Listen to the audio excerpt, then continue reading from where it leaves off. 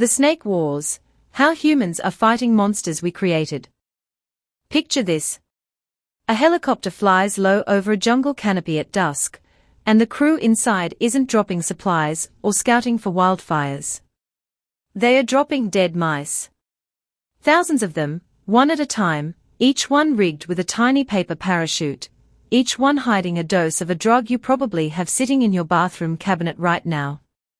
This actually happens, funded by a government wildlife agency, and it's not the strangest thing humans have done in the war against a snake we accidentally unleashed on the world. Stick around, because by the end of this video you'll understand why some of the most reasonable sounding solutions to nature's biggest problems turn out to be completely useless somewhere else, and why the answer to why don't we just do the same thing in Florida is one of the more fascinating lessons in ecology you'll hear this year. Let's rewind to the years right after World War II, on the island of Guam. Guam is tiny, roughly the size of a mid-sized American city, sitting out in the western Pacific. Before the war, its forests were full of noise. Dozens of bird species that existed nowhere else on the planet filled the canopy with song, and the island's ecosystem had spent millions of years evolving without a single snake predator of any real consequence. Then, almost certainly hidden in military cargo brought over during or shortly after the war, a stowaway arrived. A brown tree snake, native to parts of Australia, Papua New Guinea, and the Solomon Islands, slipped off a ship or a plane and disappeared into the Guam jungle. Nobody noticed. Nobody could have known what was about to happen. The brown tree snake is a nighttime hunter that climbs trees looking for birds, eggs, and small animals to eat. On the islands where it naturally lives, it has to compete with other predators and deal with prey that has spent generations learning to watch for snakes. Guam's birds had no such instincts. They had never needed them. So when the snake population began to grow, there was nothing in its way. Not a rival predator, not a food shortage, not a single defense mechanism in the prey it was eating. Within a few decades, scientists estimate the snake population on the island climbed into the millions. And as those numbers climbed, the island's native forest birds simply started disappearing, one species after another, until roughly 3/4 of them were gone completely, either extinct or wiped out everywhere except a few last isolated pockets. If you walk into a Guam forest today, the thing that hits you first is the quiet. No birdsong. Biologists who work there sometimes describe it as eerie, almost wrong, like watching a silent film of a place that should be loud. And the damage didn't stop with the birds. Without birds to eat insects, spider populations on parts of the island exploded to levels many times higher than on nearby snake-free islands. Without birds to spread seeds, some native trees are struggling to reproduce at all, which means the shape of Guam's forest generations from now is already being rewritten by a single stowaway snake from decades ago. The snakes even started climbing into power infrastructure, causing dozens of electrical outages a year, and costing the island's economy millions of dollars annually in damage and lost productivity. And there's a second fear hanging over all of this. Guam is a major hub for military and commercial transport heading toward Hawaii and the U.S. mainland, and brown tree snakes are excellent stowaways. Wildlife officials genuinely worry about the day one slips onto an outbound plane and starts the same nightmare somewhere even more vulnerable, which is why cargo leaving the island is now inspected by specially trained detector dogs. For years, researchers with the U.S. Department of Agriculture searched for some way to bring the snake population down without poisoning everything else that lives on the island alongside it. The breakthrough came from an unlikely direction: basic pharmacology. It turns out that acetaminophen, the same over-the-counter pain reliever found in ordinary headache medicine, is toxic to brown tree snakes in tiny amounts. A dose measured in tens of milligrams, far smaller than what a human takes for a headache, is enough to kill one, because the snake's body has no way to break the compound down safely.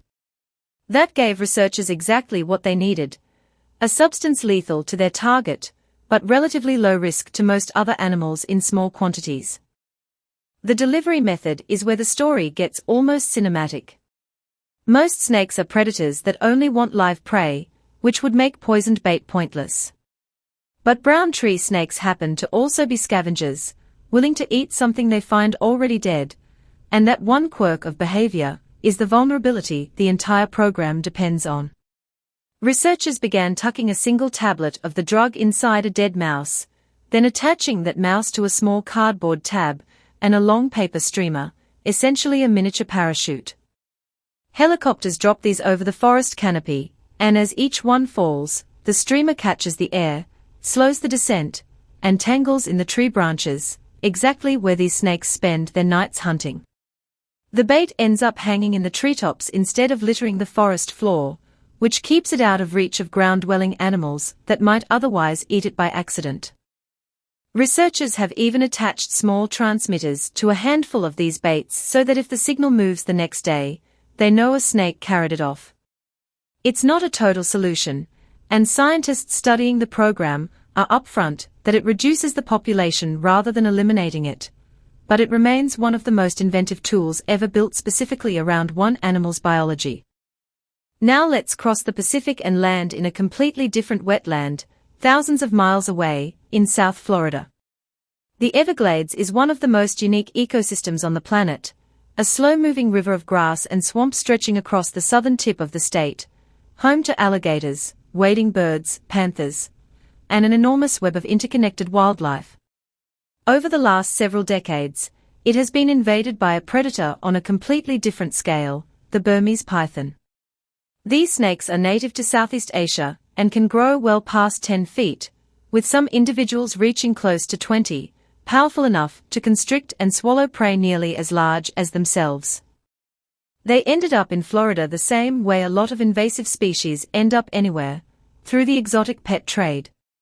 People bought them as small, manageable hatchlings, only to watch them grow into 10-foot animals that were expensive, dangerous, and difficult to care for. Some were deliberately released. A python breeding facility damaged during a hurricane in the early 1990s is also widely believed to have contributed additional snakes to the wild population. Whatever the exact combination of causes, the pythons found a landscape that mimics their native habitat almost perfectly, and they thrived. Nobody knows exactly how many Burmese pythons now live in South Florida, and that uncertainty is itself part of the story. Estimates run from the tens of thousands into the hundreds of thousands, spread across a vast, dense, and difficult-to-search wilderness. Wildlife agencies have removed tens of thousands of pythons since organized efforts began in the early 2000s, yet there is no strong evidence the overall population is shrinking, partly because a single large female can produce dozens of eggs in one clutch.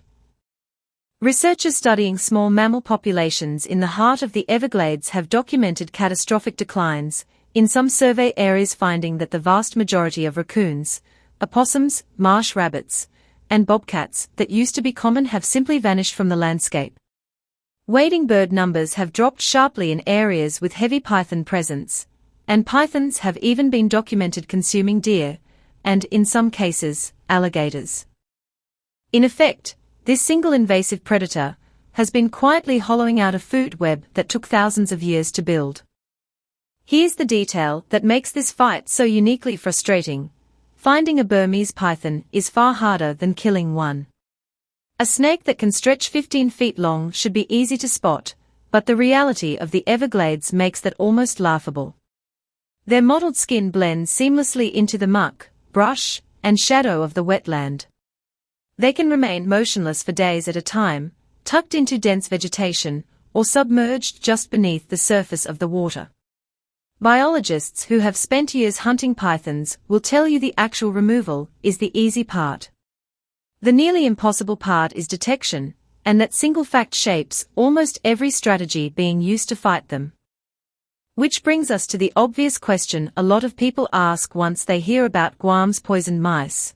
Why not just do the same thing in the Everglades and be done with it? It's a fair question, and the honest answer is that the Guam solution is so specific to the brown tree snake that it barely applies anywhere else, let alone to an animal as different as the Burmese python. Start with feeding behavior. The entire mouse bait strategy works because brown tree snakes will scavenge already dead prey. Burmese pythons are ambush predators that overwhelmingly prefer live, moving prey, meaning a small dead mouse lying in the marsh is far less likely to interest a python in the first place. Then consider the landscape itself. Guam's strategy depends on a dense forest canopy where a falling bait tangles safely in the branches, well away from anything on the ground. The Everglades is largely open marsh, flooded prairie, and mangrove, without that same kind of catch-all canopy, so there's far less control over which animal actually encounters any bait scattered across it. And that leads to the biggest obstacle of all, collateral damage. The Everglades is full of native scavengers, birds, mammals, and reptiles that conservationists are actively trying to protect, and a poison effective against pythons could just as easily kill the very wildlife the whole effort exists to save. The clever, narrow biological loophole that makes Guam's program work simply doesn't exist for pythons in this landscape, at least not yet. Researchers haven't given up on the idea of some chemical or biological tool tailored specifically to pythons, and there is ongoing work looking at python scent chemistry and reproductive biology in hopes of finding something like it, but nothing close to a python-specific version of the acetaminophen trick currently exists. So instead, Florida's fight against pythons has turned into a combination of old-fashioned manpower and some genuinely inventive technology. The most straightforward approach is simply paying trained contractors to search the Everglades, often at night when pythons are most active, and remove them by hand. The state also runs a public removal competition each year, drawing hundreds of participants from across the country who compete for cash prizes based on how many pythons they can catch over roughly 10 days, with past winners personally capturing dozens of snakes, some far longer than the hunters chasing them. Beyond human hunters, researchers use what are sometimes called scout snakes. Captured male pythons are fitted with small radio transmitters and released back into the wild, and during breeding season they instinctively search out females, allowing researchers to track the signal and locate large, egg-laying females, by far the most valuable targets since removing one female can prevent dozens of future hatchlings. Detection dogs trained specifically to smell pythons help locate individuals hidden in dense brush that a human search team would walk right past. And in one of the more unusual tools developed for this fight, researchers have experimented with robotic decoy rabbits, built to look, move, and even smell like a real marsh rabbit, one of the python's favorite prey items, in an attempt to lure hidden snakes out into the open where cameras and researchers are waiting. Step back and look at both of these stories side by side, and the pattern becomes obvious. In Guam, a single snake stowed away on a ship or plane and unraveled an entire island's ecosystem within a few decades. In Florida, a handful of released or escaped pets found a wetland that suited them perfectly, and are now doing something disturbingly similar. In both places, humans introduced the predator by accident or carelessness, and in both places, undoing that mistake has proven to be extraordinarily difficult, expensive, and slow, even with some of the most creative science available. Guam's answer was a poisoned mouse with a paper parachute. Florida's answer, for now, is human hunters, tracking devices, detector dogs, and robotic rabbits. Neither is a permanent fix. Both are the best available response to a problem that never should have existed in the first place. This pattern shows up again and again around the world, not just with snakes. Cane toads brought into Australia to control agricultural pests became a toxic plague that kills native predators that try to eat them. Zebra mussels, certain invasive plants, and feral hog populations across North America cause billions of dollars in damage every year, each one requiring its own uniquely tailored strategy, because what works against one invasive species almost never transfers cleanly to another. Invasive species rarely make dramatic headlines the way a hurricane or a wildfire does. They spread quietly, take hold gradually, and by the time the damage is obvious, reversing it is nearly impossible. What's left is often exactly what we see in Guam and in the Everglades: expensive, labor-intensive, endlessly inventive efforts just to manage a problem that a little more caution decades ago might have prevented entirely. So the next time you come across a headline suggesting some simple fix, whether it's poisoned bait or a new gadget being dropped on a completely different problem somewhere else, remember this story. The science behind these efforts is almost always narrower and more specific than the headlines suggest, built around the exact quirks of one particular animal in one particular place. There's rarely a single silver bullet. What there is, instead, is a slow, grinding, often strange combination of tools, biology, and human effort, one parachuting mouse or one robotic rabbit at a time, trying to undo a mistake that took only a single stowaway to start. If you found this as fascinating as I did putting it together, stick around, because the natural world has no shortage of stories just as strange as this one waiting to be told.